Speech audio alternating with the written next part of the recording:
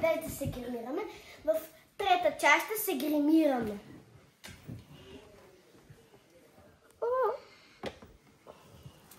Всичко това.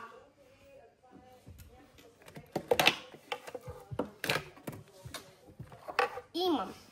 Първото червило е от новата марка, която и аз не знам коя е.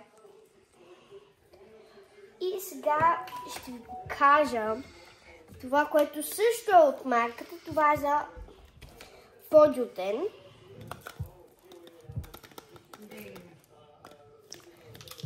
И второто нещо трябва да си го сложа след малко. Това, което не знам какво е. Това, което не знам какво е. Мелеше си на нещо, което си слагаш на лицето. Второто нещо е такова. Такова, дето е за Фоджутен. И другото нещо е това. Това са за пудра, мисля, че? Ако не. И това е на Еро за червило. И това са любимите мои детски червила.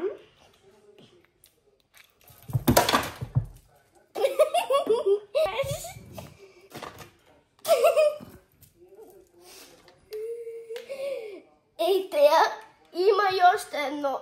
Чакайте да го взема. Ей това.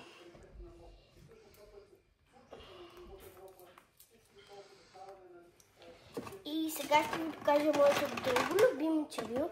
Това ми е от любимите червила. И другото нещо е тея многото четки. Много са, направо ще припадна. Имам и едни малки. Имам и ей такива.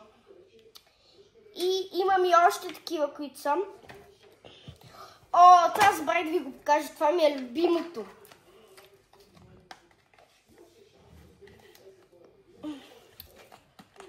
Не мога да го извадя. След като оператора ми го отвори, сега е време да го отворим. 3, 4. Ако дано се отвори. Оня ден си гримирах с тея и не можах да го отворя 30 минути. Вече го отворих. Виж, може да видите цветни гримове. Цветни, много яки гримове, вау! Имам и още една такава палитра, която е черна обаче.